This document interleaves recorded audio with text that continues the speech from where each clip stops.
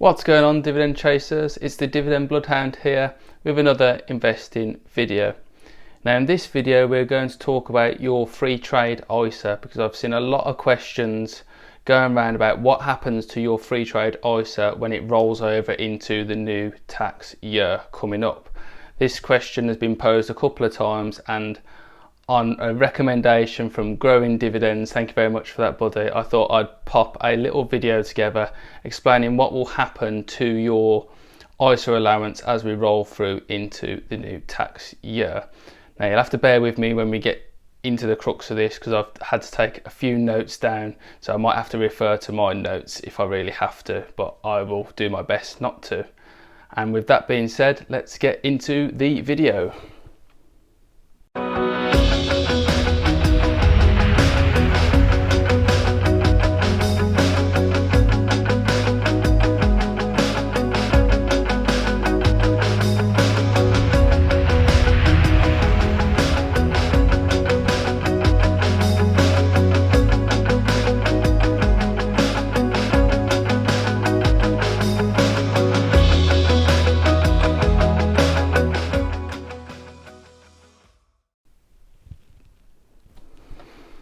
Welcome back, guys, to today's video talking about the Freetrade app ISA and what you need to do to sort yourself out for the coming tax year.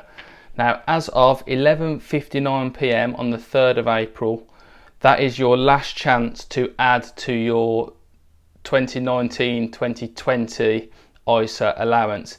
Now, once that has been added to, you can use that money to buy shares in that allowance, and that will go towards your last year's allowance, and then the new allowance that you will get up to, which is £20,000, that will be added for year 2020 to 2021. That will be added onwards after that. The new tax year begins, as for everybody else, on the 5th of April 2020. The Freetrade ISA, as you probably well know, costs £3 a month to have and to administer, and that's what Freetrade charge you for doing. Now, doing a little bit of research, I found that if you have this ISA and you do not continue to use it, you still have to pay that £3 a month for Freetrade to administer your ISA. If you decide that you don't want to use Freetrade in the next tax year, you are going to have to still pay that £3 to administer your old ISA. The only way to get out of this is to sell down all your positions, transfer the money out the account, and then cancel the direct debit, and then that will be you sorted. Now, ISA is to protect your money as best it can from the taxman. So it protects you from the profit that you make from buying and selling shares and dividends. Now, the UK government does allow you to keep £2,000 of this allowance, or £12,000 in gains, tax-free gains, without any need to pay tax on that at all, which is quite good. But what you do need to think about is, as you build your pot over the longer term, how this tax-free allowance will affect you. Eventually you're going to hit that threshold of needing tax protection of £20,000. Now, Freetrade's example that they showed themselves was, if you had £40,000 and you could split it into two, invest £20,000 in March and £20,000 in April. I mean, if you were lucky enough to have £40,000, I get it, I understand. But if you did have that, you could protect £40,000 from the taxman and all the gains included in that, instead of just £20,000 from the 1 year. I'm just going to have to check my notes here.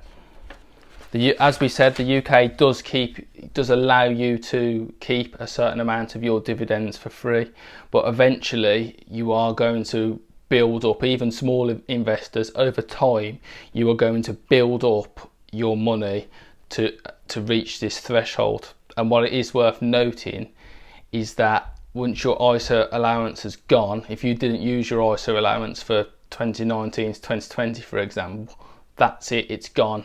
You're never going to see it again, basically.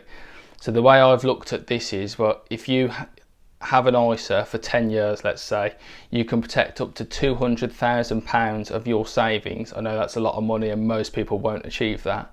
But you can protect up to £200,000 of savings from the taxman completely, forever and always, basically. That's the gist that I got from it. Excuse me while I have a scratch of my eye. And it is stackable, but if you don't use it and then eventually one day you do reach the threshold to transfer in, you are going to get hit with that tax straight away. Whereas if you spread it over years of paying for or having an ISA, you will be completely protected from that. So it's important to realise that even if you're a small investor now, and you will continue to be a small investor for a few years, eventually at some point you are going to need to think about getting an ISA to protect your savings from the taxman, basically. And I got in touch with Freetrade myself just recently because I wanted to ask a question about what would happen in this new tax year when we roll over. So for myself personally, I've got £40,000 of I've got 40. I wish I had 40. I've got £4,000 worth of shares saved up in my account at the moment. I wanted to know what happens to that when this new allowance came along, and the kind gentleman at Freetrade got back in touch with me and said, all that changes is your allowance renews. So at the moment I've used £4,500 of my 20,000 allowance for this year. All that happens is it just resets to 20,000, but you still add your shares to the same shares that you've got already. So your portfolio is just administered by Freetrade. That's why they still need to charge you for it, because they administer it for you.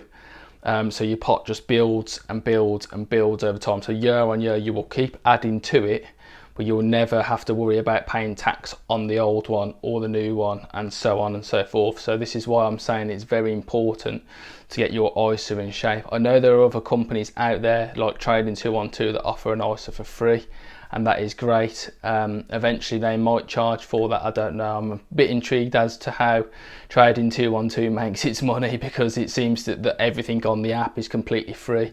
I know they take like a smidge from if you buy a foreign stock, they make a little bit of a cut on there, but I really don't know how they make enough money to get by, but clearly they do. So, and I'm not saying that that's anything dodgy in Freetrade's dealing, in Trading 212's dealing.